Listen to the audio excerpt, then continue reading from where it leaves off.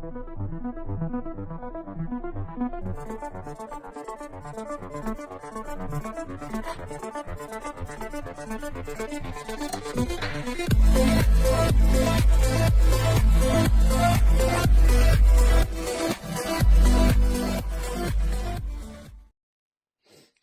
les amis, pendant que je suis dans la cuisine, je continue.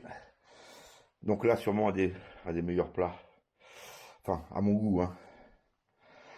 On va faire une tête de cochon. Alors, hein, en voilà une demi. Alors, que je vous montre la bête. Voilà.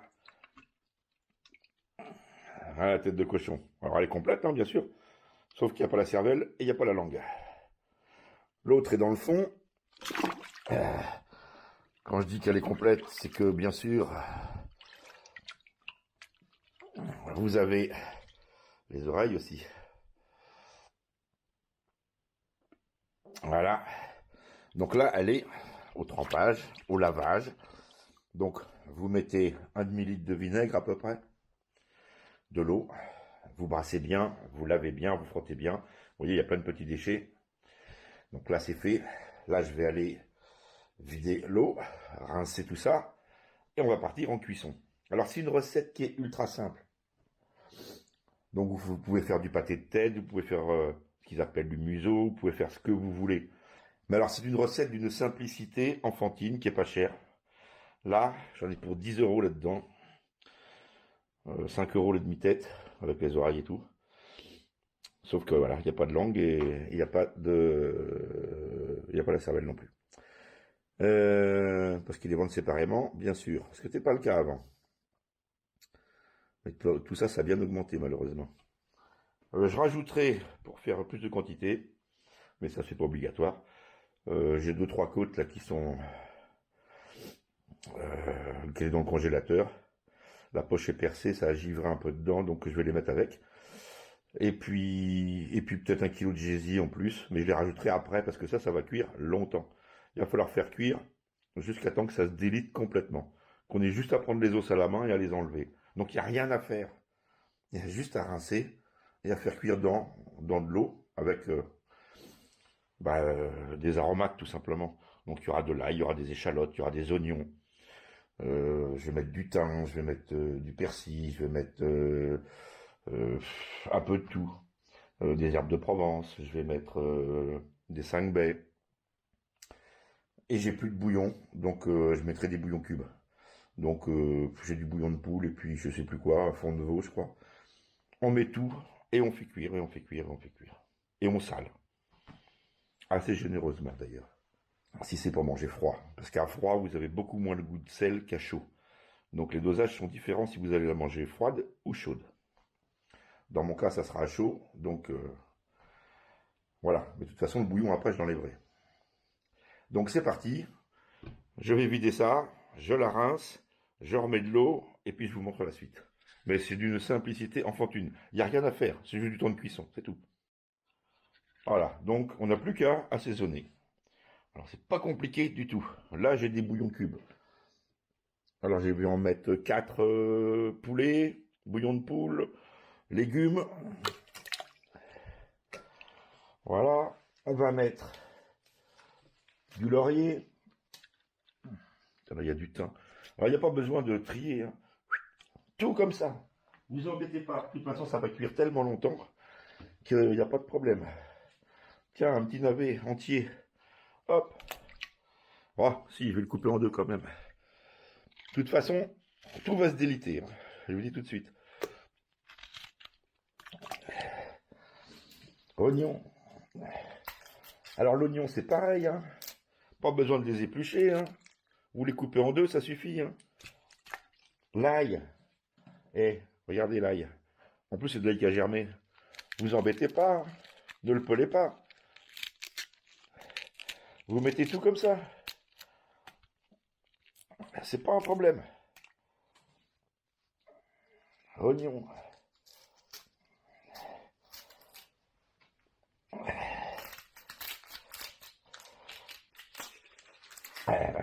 Grosse tout celui-là. oignon, oignon, oignon. Oh, il y a une gousse qui est abîmée là, par contre, celle-ci, je la mets pas. Celle-ci, oui.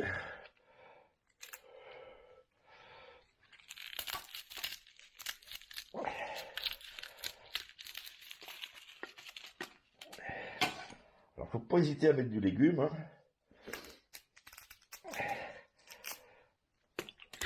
Voilà. On va mettre de l'échalote aussi.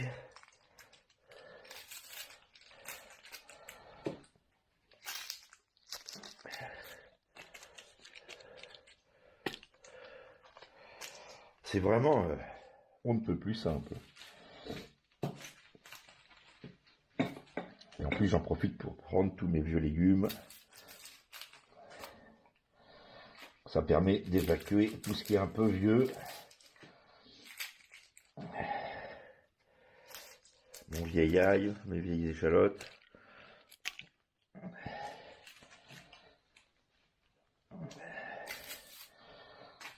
Et ça va faire un très bon bouillon après. Il doit me rester quelques carottes, il faut que j'aille voir.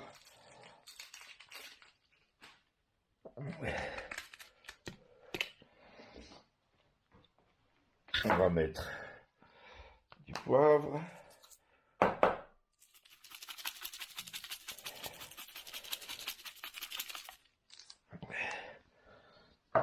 On va mettre du sel. Alors du gros sel, hein, bien sûr.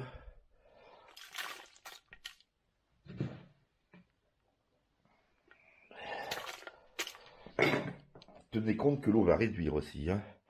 Donc ne salez pas trop dès le départ. On va mettre un peu de thym. Moi j'aime bien le thym.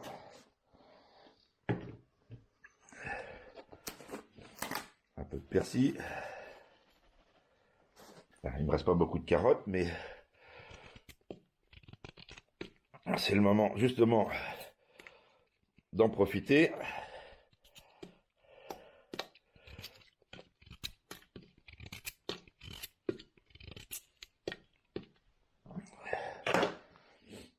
Voilà. Bon, puis après, vous faites selon votre goût, en fait, hein. Et puis là, ben voilà, c'est bon, c'est prêt à partir. Il n'y a plus qu'à mettre ça sur le feu, à fond, au départ, avec un couvercle. Et puis après, on va faire bloublouter ça pendant 2 heures, 3 heures, enfin, jusqu'à temps que quand on prenne l'os, il reste plus rien dessus, de toute façon. Voilà. Mais avant la fin, je rajouterai des gésiers. Voilà, bon bah c'est parti, je mets sur le feu. Vous voyez, il n'y a vraiment rien de compliqué, hein. On pourrait croire que c'est un plat hyper compliqué à faire.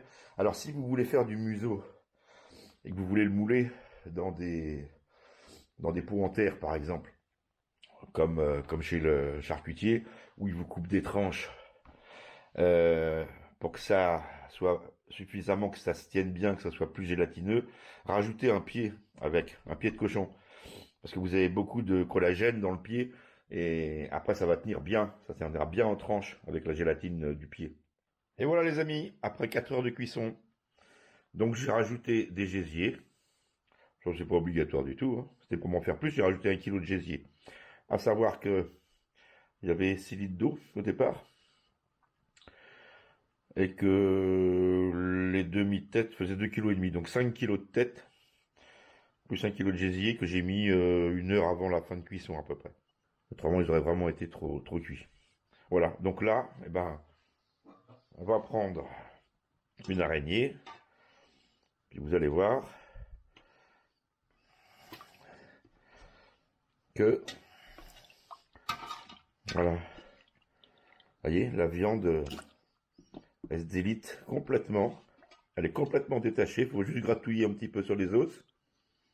Bon, j'enlèverai l'œil quand même, hein, parce que je ne le mange pas, c'est le seul morceau qui se mange pas. Les os, les dents et l'œil, voilà. Et ça, c'est divin. Je vous parle même pas du bouillon que vous allez obtenir, parce que là, c'est franchement un bouillon qui est extra, mais franchement extra. Et bien sûr, on va faire une bonne sauce avec ça. Alors, vous voyez que la préparation, c'est rien du tout, c'est presque du temps réel sur la vidéo, hein.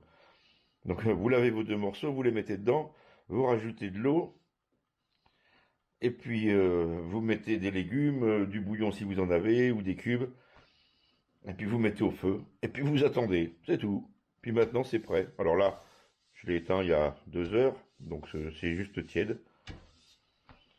Et maintenant on va trier. Donc à l'aide de l'araignée, j'ai retiré la viande, je l'ai mis dans ce grand plat. Alors ça c'est un grand, hein, entre 45 et 50 cm. C'est pas compliqué, il loge juste dans un four traditionnel. Ici, j'ai récupéré les légumes. Et puis, bah, ici, j'ai mon bouillon. Alors, j'ai préparé des bouteilles, parce que je vais en récupérer, bah là, j'ai 2 bouteilles, donc 2 bouteilles d'eau. Donc, ça va faire 3 litres de bouillon, déjà, pour commencer. Bon, j'en ai beaucoup plus que ça. Donc, en fait, vous ne faites pas que de la viande, vous faites aussi un bouillon qui va vous servir pour faire plein d'autres choses. Vous allez pouvoir faire du riz, vous allez pouvoir faire des pâtes, vous allez pouvoir faire des sauces, vous allez pouvoir faire... La base d'une sauce, c'est déjà un bouillon. Et là, vous en avez un qui est super. Par contre, c'est un bouillon qui est relativement gras. Mais alors, il est excellent, hein. Moi, j'en boirais des bols. Donc, ce que je vais faire, je pense, d'abord, je vais le passer au chinois. Pourquoi? Parce que quand il coupe les têtes en deux, il y a toujours des petits morceaux d'os qui restent. Et avec mon araignée, j'ai pas pu trier vraiment le fond parfaitement. Il ne doit pas rester grand-chose, mais voilà, j'aime pas me retrouver avec un petit bout d'os dans la bouche ou entre dedans, voilà. Donc, il va falloir améliorer. Forcément, ici, je me retrouve avec les légumes. Alors, bon, c'est plus ou moins trié, hein, c'est pas du parfait parfait, faut pas y passer des heures. C'est hyper rapide. Si on veut faire une bonne sauce, ben ça prendra le temps de faire une bonne sauce, tout simplement. Alors, les morceaux. Là, ça commence à refroidir, vous voyez. Alors, les morceaux, ben, ils sont gros. Puis alors moi, j'ai fait un peu la bêtise de le mettre dans un plat Tefal. Donc, d'habitude, je le fais dans un autre, qui est en aluminium, mais qui est plus grand et qui ne lâche pas dans le four. Et comme j'avais prévu de faire une espèce de grosse quiche, même pas une quiche, je dirais plus le nom, c'est grave. Je m'étais dit, bon, pas de problème. Puis après, j'ai eu la flemme. Et bon, j'ai pris ce plat. Ah, le problème de prendre ce plat qui est Tefal, c'est que je peux pas couper dedans. Donc c'est un peu emmerdant. Alors, vous voyez, on peut, sans abîmer le plat, déchiqueter un petit peu tout, quoi, avec un petit sécateur à volaille, par exemple, là, pour faire des morceaux plus petits. Parce que c'est vrai qu'il y a beaucoup de trop gros morceaux, c'est pas forcément très agréable. Alors par contre, ce qui est plus dur, c'est les gésiers. Et ça, c'était pas prévu, hein. C'est un rajout de ma part. Vous les mettez dans un autre plat, et puis vous prenez un couteau, tout simplement. Ça se coupe tout seul, de toute façon, c'est super cuit. Vous voyez, c'est juste pour enlever, voilà, pour enlever les plus gros morceaux. Alors c'est sûr que les gens qui n'aiment pas la tête de veau, qui n'aiment pas la langue, ils vont pas aimer la tête de porc. Voilà. Donc si vous n'aimez pas, non, c'est pas la peine d'insister là-dessus. Par contre, si vous aimez la tête de veau, la langue et tout, alors là, faites-moi ça, vous allez voir, ça coûte pas cher. C'est vraiment quelque chose qui coûte pas cher du tout. Et si vous n'en avez pas dans votre supermarché, allez voir le boucher et puis demandez-lui une tête de porc. Parce que de toute façon, quand ils commandent, ils peuvent très bien commander une tête de porc. Par exemple, un jour, j'ai fait des boudins noirs, ils vendent pas de sang, hein. Mais si vous leur demandez, bah tiens, je voudrais du sang, est-ce que c'est possible? Ben oui, mais c'est sur commande. Pas de problème. Moi, j'ai commandé 5 litres et j'ai fait du boudin noir. C'est pas compliqué, hein. Même dans une grande surface, c'est possible. Je pense que les légumes, je vais les rajouter dans le bouillon. Je vais les passer au blender. Et, vous voyez, je vais les mettre dans des bouteilles d'un litre et demi, hein, des bouteilles de flotte qui sont vides. Voilà. Mais j'en ai que 2 de vides. Donc ça me fera déjà 3 litres. Et puis le reste, eh ben, je sais pas, on mettrait dans des poches. Simplement des poches d'1 litre, hein, et que je vais mettre au congélateur. Voilà. Donc ça me fera du bouillon pour faire plein d'autres recettes. Une des meilleures sauces d'accompagnement pour ce genre de plat. Alors, la sauce gribiche, il va vous falloir des cornichons, des capres,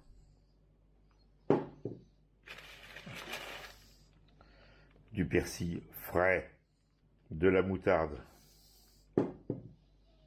de l'huile, du vinaigre. Vous mettez celui que vous voulez. Moi, je vais le faire au vinaigre de cidre, par exemple. L'huile, c'est pareil. Vous voulez du colza, mettez du colza. Vous voulez du tournesol, mettez du tournesol. Vous voulez de l'huile de noix, mettez de l'huile de noix. C'est pas un problème. Faites avec l'huile que vous aimez. Alors, du poivre, du sel, et j'en oublie sûrement. Mais je vais vous montrer parce que je vais faire la sauce. Ah, puis des œufs. Il faut des œufs durs. Donc les œufs, j'ai déjà fait. Et puis, je voulais faire aussi un petit clin d'œil à Régis, que j'ai eu hier au téléphone pendant des heures. Quand je dis des heures, ça doit être 4 heures. Hein, pour pas déconner, ça doit être 4 heures de téléphone. Ça a dû couper 3 ou 4 fois. Régis, tu me parlais que quand tu étais jeune, t'adorais les museaux de cochon. Ben regarde, il est là ton museau de cochon. Bon, il n'y a pas que le museau, il a la tête entière. Mais fais ça, mon ami. Fais ça. Alors, Régis, il a une chaîne. Oh, il met pas beaucoup de vidéos. C'est par rapport au rechargement et par rapport à la chasse. Et il s'appelle Abdo33. Et ben, je te fais un gros bisou. Hein. Et puis, on a bien rigolé hier soir. C'était sympa. Alors, tu vois, tu as tout ce qu'il faut. Alors maintenant, ce qu'on va faire, et c'est ce qui est le plus difficile en fait, c'est juste faire la sauce. Parce que ça, c'est rien à faire. Mais ce qui s'appelle rien du tout. Alors, on va faire une sauce gribiche, parce que c'est une des sauces que je préfère. Et pour la sauce gribiche, il va falloir cornichons, persil, moutarde, capre, huile, vinaigre, sel, poivre, aromate comme vous voulez, piment si vous voulez, sel, œufs durs bien sûr. Et on va faire une sauce qui va être excellente avec ça. Alors ça se sert très chaud. Et la sauce gribiche, froide, qui sort du frigo. Et il y a aussi un contraste de température. C'est-à-dire que ça va être très chaud. Parce qu'il ne faut pas que ce soit gélatineux. Il faut que ce soit bien chaud. Et on ne sent pas du tout le côté gélatineux. Et vous allez avoir le contraste avec la sauce qui va être très froide, qui sort du frigo, mais qui va avoir un goût divin et une association qui est terrible. Ça marche super bien. Donc là, j'ai mis quelques cornichons, des capres. On va les hacher menu dans un bocal d'1 litre parce que j'essaie de vous faire des recettes simples et faciles à exécuter. Et pour faire facile, on prend un bocal d'1 litre, on met une certaine quantité de vinaigre d'environ 2 cm. Vous mettez le vinaigre que vous voulez. Moi, j'ai choisi du vinaigre de cidre. L'huile, c'est pareil, vous mettez l'huile que vous voulez. Moi, là, j'ai un fond de colza, mais je vais passer sur de la tournesol. On va hacher les capres et les cornichons. Alors là, j'ai mis à peu près 2 cm de vinaigre. Sachez que pour une gribiche, il va falloir mettre environ 4 fois le volume en huile. Donc si vous avez 2 cm, il va falloir monter bien plus haut en huile.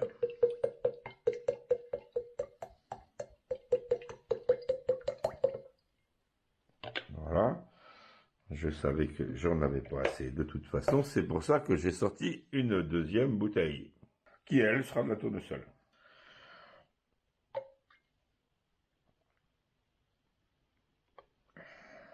Bon là, on ne doit pas être trop mal dans le mélange. De toute façon, on rectifiera après. Hein.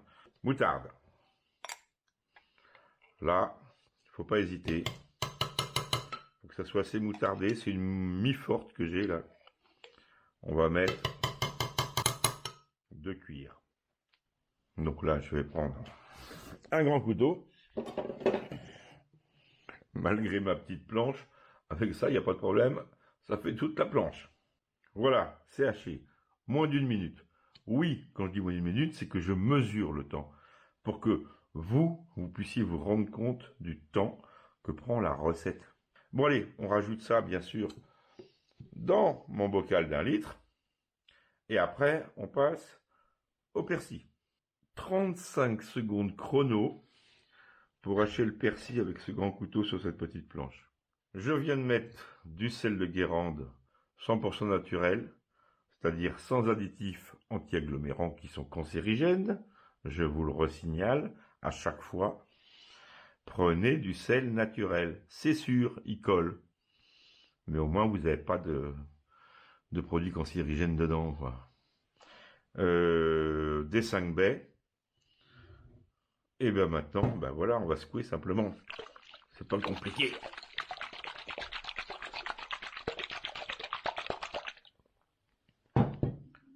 Là. Déjà, on a une base.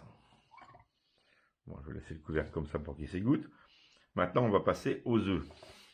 Alors, dans ce volume-là, je vais mettre 2 à 3 œufs durs. Ok. Les œufs durs, je les ai fait cuire avant. Je les ai mis dans l'eau froide. Parce que quand ils sont dans l'eau froide, une fois que vous les avez fait cuire, dès qu'ils sont cuits, vous mettez votre casserole sous l'eau froide, vous remplissez d'eau froide pour que les œufs refroidissent immédiatement. Et la coquille va se décoller, tout simplement. Donc, 3 œufs, j'ai mis les jaunes, je les ai écrasés avec la lame du couteau, juste passer un petit coup comme ça dessus pour le hacher, 30 secondes. Je rajoute dans la sauce. Ensuite, je vais faire les blancs pareil, coupés en petits morceaux, que je vais rajouter dans le bocal. Ensuite, on mélange. Et là, on va commencer par goûter. Et après, on va tout rectifier. Parce que c'est très rare de tomber sur la sauce parfaite au premier coup.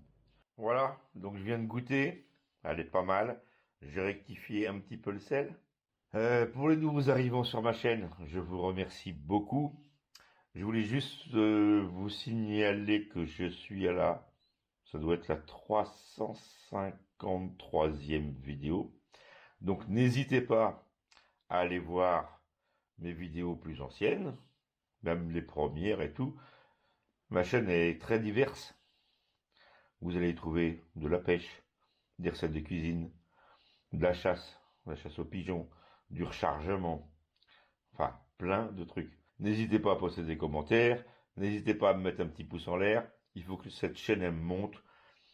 Parce que oui, j'ai pas mal d'abonnés, je suis rendu à 18 000 quelque chose, pas loin de 18 100, mais j'ai très peu de vues en fait, parce que ces recettes n'intéressent que très peu de gens. Donc bien sûr, là c'était un petit épisode recette, après je vais repasser sur autre chose, hein. Ne vous inquiétez pas, mettez la gribiche au frais, faites bien chauffer votre préparation, pour pas que ce soit gélatineux, pour pas que ça colle. Vous versez la gribiche bien froide par-dessus et vous mangez immédiatement. Et voilà. Là, ça sort du four. Directement.